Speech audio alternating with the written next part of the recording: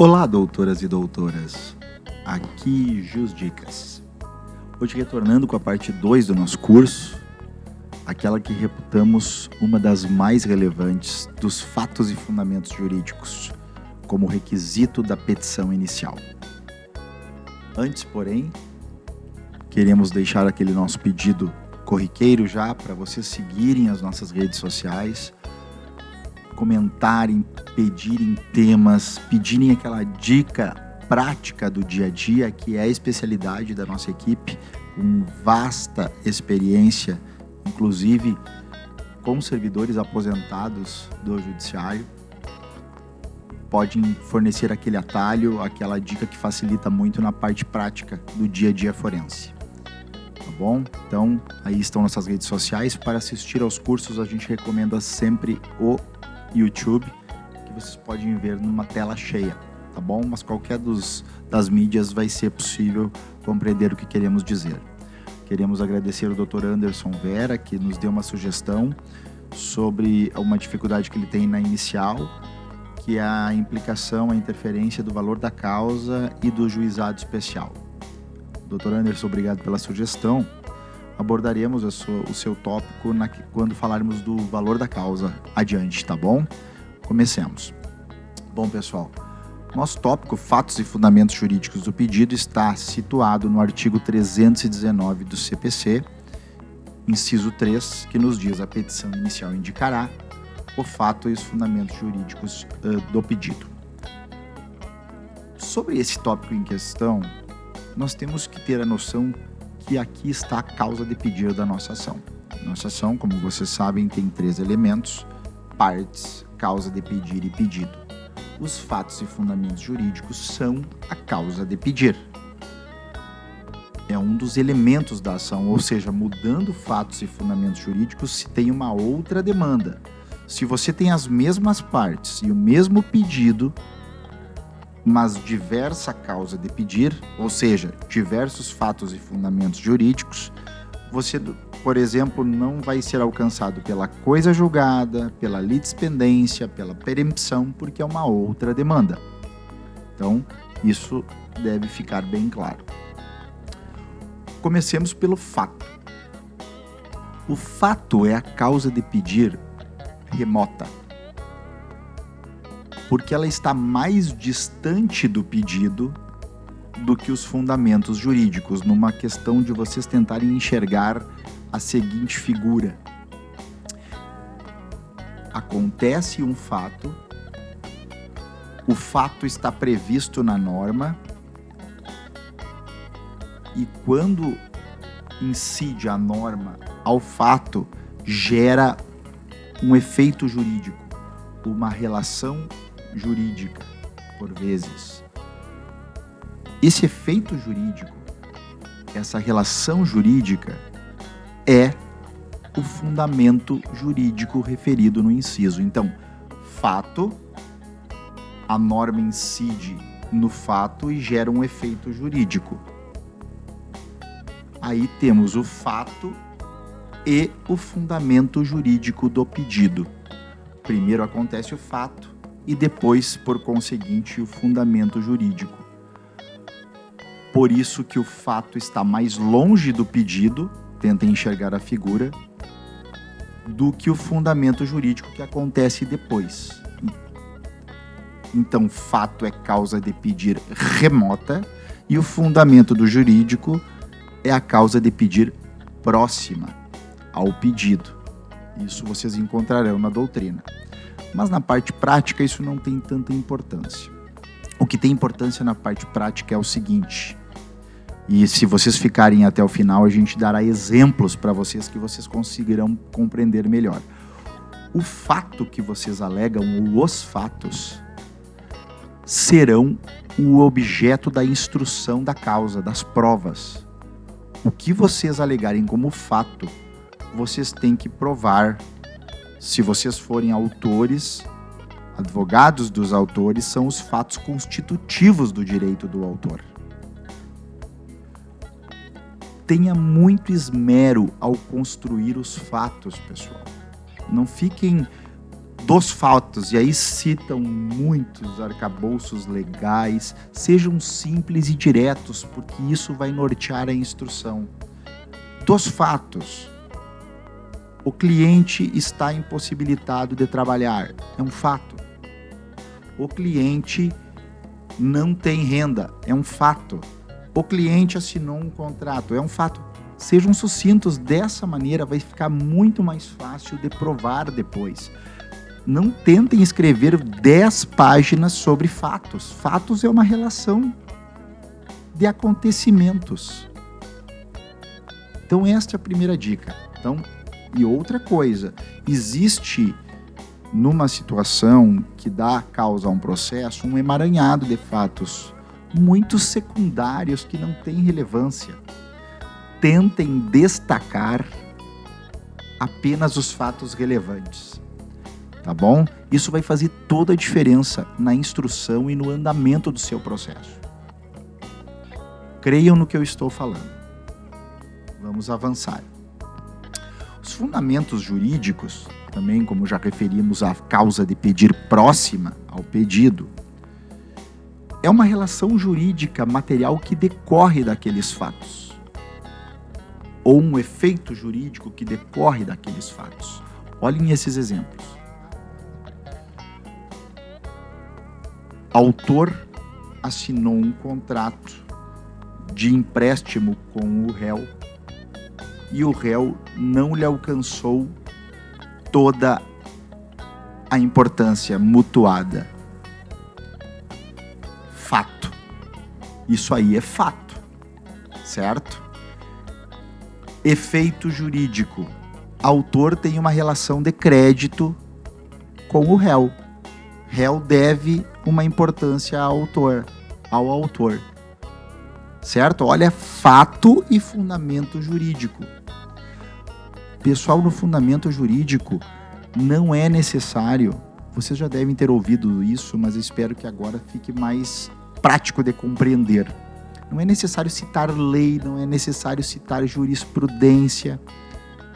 E se vocês indicarem lei e jurisprudência, isso não vincula o magistrado, certo? Isso às vezes torna a petição extensa, tira a atenção do julgador do que vocês gostariam que ele prestasse atenção. Sejam sucintos nos fatos e fundamentos jurídicos, claro, tanto quanto possível. Se a causa de vocês é muito diferente, possui uma norma regulamentadora que é não usual ou tem base apenas em entendimento jurisprudencial, ok, façam referência, mas isso não é necessário. Quem tem a obrigação de capitular, de fazer a subsunção do fato à norma é o juiz. Vocês têm que indicar o fato e o efeito jurídico, a relação jurídica dele decorrente. É isso que vocês devem fazer, pessoal. Atentem para isso, porque isso aqui vai ter uma grande diferença nas petições de vocês. Tá certo? Algumas dicas que decorrem disso que vimos agora. O menos é mais. Só utilize textos legais complexos de jurisprudências, acaso seja algo não usual. Acabei adiantando essa parte, mas isso é muito importante. Quando forem usar jurisprudências, usem no máximo 2 julgados atualizados, tá? Não usem algo que remonta lá só para preencher espaço na petição inicial. O menos é mais. Quando eu era estagiário, tinha um advogado que referia que por menos de 100 páginas a petição inicial não saía do escritório. Pessoal, isso é totalmente negativo e contrário ao que se preconiza no processo hoje. Essa petição vai chegar no judiciário, vai ser mal recebida, vai ser operada com má vontade. Vocês vão dizer, mas isso é um absurdo. É o ser humano que peticiona, é o ser humano que analisa a petição. Se ele pega uma petição enxuta, técnica, que diga só o que tem que dizer, o ânimo dele ao analisar essa petição muda. Entendam, pessoal, isso é importante, tá? Usem julgados de um tribunal correto, por exemplo, se você está tratando de direito previdenciário, procure usar julgados de tribunais regionais federais, do STJ, ok? Não vá usar um julgado de um TJ que conhece dessa maneira de forma delegada, ou seja, que cada vez mais é exceção, ou no caso de acidente do trabalho, tá? Então, procurem atentar para qual tribunal você vai juntar o precedente e se for realmente necessário. Lembrem sempre, o menos é mais, certo? Se for uma coisa que todo dia, por exemplo, a incidência do Código do Consumidor, pessoal, não use uma jurisprudência para colocar isso, tá? Isso não é, no mais das vezes, não é nem relevante para o processo, tá? Topologia.